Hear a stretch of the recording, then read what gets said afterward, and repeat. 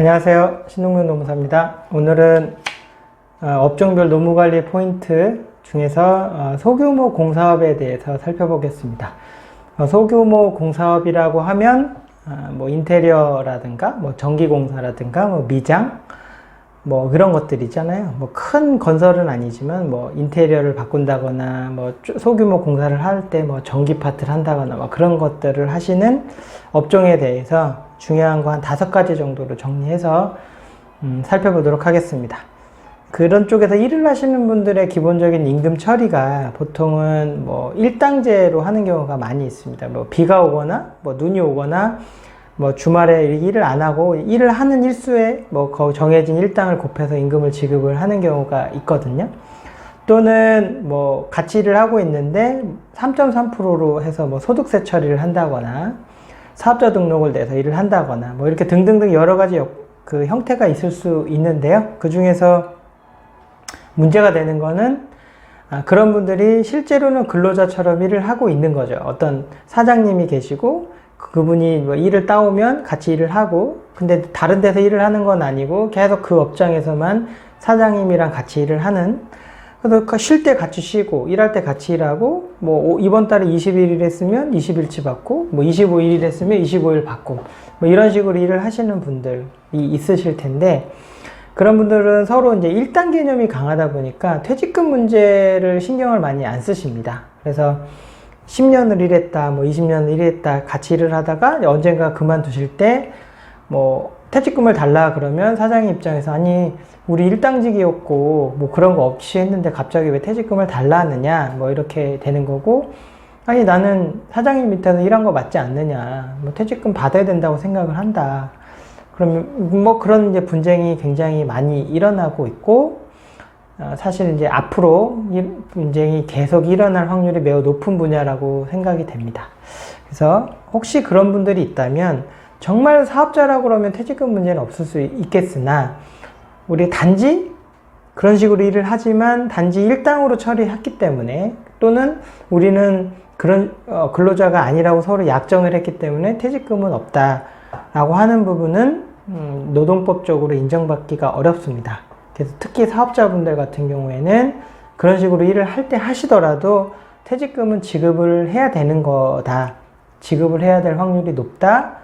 그분이랑 그렇게 하지 않기로 했어도 그분이 노동부에 가서 청구를 하면 지급할 확률이 매우 높다라는 걸 분명히 인식을 하시고 관리를 하셔야 될 필요가 있습니다. 이게 굉장히 이 소규모 공사업에서는 중요하고요. 두 번째는 이제 근로계약서 작성입니다. 근로계약서는 근로자와 작성을 하는 거죠. 그래서 일당을 받더라도 사업주의 지배 관리하에, 그래서 사장님의 지시를 받아서 이 공사 현장에 가서 일을 하고 저 공사에서 일을 하고 다른 데서 일을 안 하고 거의 전속적으로 해서 늘 일을 하는데 단지 임금만 일당으로 받는다라고 하면 쉽게 말하면 일용직 근로자라고 볼 수 있는 거죠. 일용직 근로자이기 때문에 계약서를 써야 되는 거죠. 단지 월급으로 쓰는 게 아니고 일당 얼마, 그래서 뭐 언제부터 언제까지 정산해서 지급을 한다, 이렇게 근로자일 확률이 높기 때문에 아까 말씀드렸듯이 근로자니까 퇴직금도 나가야 되는 거겠죠. 이분도 근로자일 확률이 높기 때문에 당연히 근로계약서도 써야 되는 거죠. 또 근로계약서를 썼는데 퇴직금 안 주는 것도 이상하잖아요.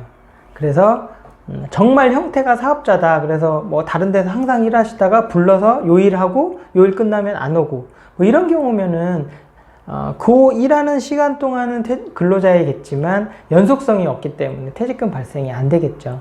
그래서 퇴직금 발생하지 않을 수 있으나 그분이 와서 일을 하는 그 기간, 뭐 한 달이든 한 달, 열흘이면 열흘, 그 기간은 분명히 일용직 근로자의 형태로 일을 하실 확률이 높으시기 때문에 그런 기간에 대해서는 근로계약서를 작성을 해야 되는 거죠. 그래서 어쨌든 그런 일을 하실 때라도 근로계약서는 작성을 해야 되는 거다라고 보시면 되고요. 그 다음에 일반적으로 일을 하시는 분들의 근로자 숫자가 5명이 넘는다, 늘. 그렇다면 이분들한테도 연차 휴가를 부여를 해야 됩니다. 그래서 세 번째로는 근로자 수가 5명이 넘는다면 그 근로자 수에는 우리 정직원이 해당이 될 거고요. 그 다음에 일용직이지만 항상 같이 와서 일을 하는 그런 분들도 근로자 수에 포함이 되는 거고요. 그런 분들 포함해서 일용직이 오긴 오시는데 그날 항상 오시는 분이 굉장히 인원이 많다라고 하면 우리가 근로자 수 계산할 때 이제 평균 내서 5명이 넘으면 휴가를 부여를 해야 됩니다. 그래서 특히 정직원 같은 경우에 또 일당으로 항상 고정적으로 오시는 분들 같은 경우에는 연차 휴가를 부여를 해야 됩니다.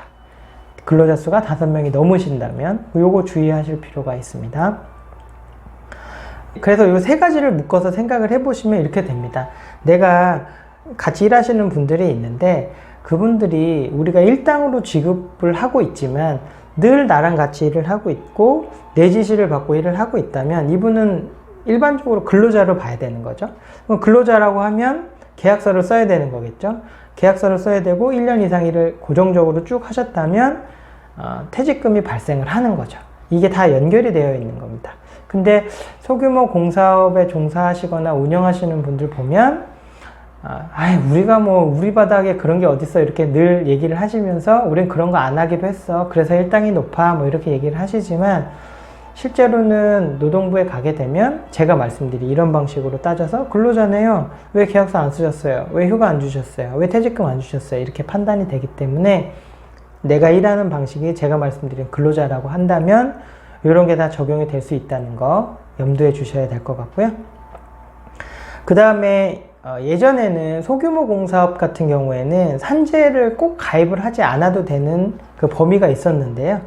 2018년 7월 1일 이후부터는 산재보험이 의무 가입이 되어 있습니다. 규모와 상관없이, 공사와 상관없이. 그러다 보니까 산재보험을 가입을 하셔야 됩니다. 그래서 산재보험을 가입을 하기 때문에 산재가 발생을 하면 당연히 산재 처리가 되는 거죠. 이건 어떻게 보면 산재보험료를 많이 내니까 부담스럽다라고 생각하실 수도 있는데 산재보험을 가입을 해서 산재 처리를 받게 되면 혜택이 되게 많습니다. 근로자한테. 그 다음에 산재 처리를 안 해주시게 되면 일하다 다치셨기 때문에 사업주 입장에서 몰라라 하실 수가 없잖아요. 그러면 결국 그거는 개인 부담이셔야 되는데 산재 처리를 하게 되면 근로복지공단에서 혜택을 재해근로자한테 지급을 하기 때문에 그만큼 사업주는 그 책임을 면하시는 거예요. 그렇기 때문에 공사업을 하시는 때 산재가 혹시 발생을 했다면 그때는 산재 처리를 하는 게 원칙이라는 거 잊지 않으시고 산재 처리를 꼭 하셔야 됩니다. 그리고 혹시 산재보험이 가입되어 있지 않은 상태에서 너무 오자마자 다치시다거나 아니면 사정상 산재보험을 가입을 못했는데 산재가 나더라도 산재보험을 가입하지 않아도 산재는 무조건 처리가 되는 겁니다. 의무였기 때문에. 그래서 나 산재보험 가입이 안 됐는데 그러면 산재 처리 안 되는 거 아니야? 라고 생각하실 필요는 없고 산재보험 가입 유무와 상관없이 산재 처리는 되는 겁니다. 절대 잊으시면 안 되고요. 그리고 특별한 경우 아니면 산재 처리를 하는 게 사업주분한테 무조건 유리하다고 생각을 하시고 산재 처리는 하셔도 됩니다.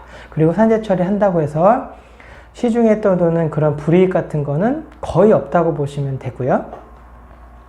또 하나는 산재가 발생을 했을 때는 산업재해 조사표라는 거를 노동부에 제출을 해야 돼요. 사고가 난 지 한 달 안에. 그걸 안 하게 되면 산재 처리 되는 건 되는 거지만 그것도 하나의 의무가 있어요. 산재 발생하면 한 달 안에 산업재해 조사표를 작성해서 제출해야 된다는 거. 제출하지 않으면 과태료가 700만 원 이상 나오기 때문에 적지 않은 금액이 나옵니다. 그래서 반드시 산재 처리를 하더라도 잊지 말고 산업재해 조사표를 작성을 해서 제출을 해야 된다는 거 잊지 않으셔야 되는 거고요. 그와 관련해서는 제가 여기 동영상 하나 예전에 찍어 놓은 거 링크를 걸어 놓을 테니까 한번 보시면 좋을 것 같습니다. 그리고 이제 마지막으로 실업급여 문제가 있습니다. 자, 실업급여를 받으려면 4대 보험을 가입을 해야겠죠. 그래서 소규모 공사업에 일을 하시다가 우리는 우리 그런 거 없어 이렇게 일을 하시다가 갑자기 이분이 퇴사를 할 때 나 실업급여 받게 해주세요 라고 하시는 경우가 많이 있습니다. 그러면 사업주 입장에서는 아니 4대 보험을 가입을 안 했는데 어떻게 실업급여를 받습니까? 그렇게 얘기하면 나 그런 거 모르겠고 나 이제 그만두는 거고 당신이 나 자르는 거니까 나 실업급여 받게 해주세요 라고 할 수가 있거든요. 그런 일이 종종 일어납니다. 지금은 아니지만 나중에 실업급여를 받을 수 있도록 처리해달라고 요구하는 경우가 있을 수 있어요. 그러면 이제 입장이 곤란해집니다. 그래서 원칙적으로 4대 보험은 가입을 해서 관리를 하시는 게 좋고요. 정 그게 아니시라고 하시면 퇴사가 얼마 남지 않고 또 이분이 실업급여를 받을 수 있는 소지가 있다면 원래는 원칙적으로는 안 되겠죠. 하지만 최소한 4대 보험에서 실업급여를 받으시려면 고용보험 가기간이 최소한 7개월 정도는 되거든요. 그래서 7개월 정도를 채우시게 되면 실업급여를 받으실 수는 있기 때문에 그걸 감안하셔서 4대 보험을 늦더라도 가입을 하셔서 그분이 실업급여 받을 수 있게 배려를 해 주셔야 문제가 되지 않지 않을까 싶습니다. 원래 뭐 그렇게 하면 원래는 안 되죠. 안 되지만 어쨌든 요건을 갖추면 실업급여는 받으실 수는 있는 거기 때문에 최소한 7개월 정도는 가입을 해서 실업급여를 처리하실 수 있도록 고용보험 가입을 하시는 게 중요하겠습니다. 자, 오늘은 소규모 공사업에 대해서 살펴봤습니다. 감사합니다.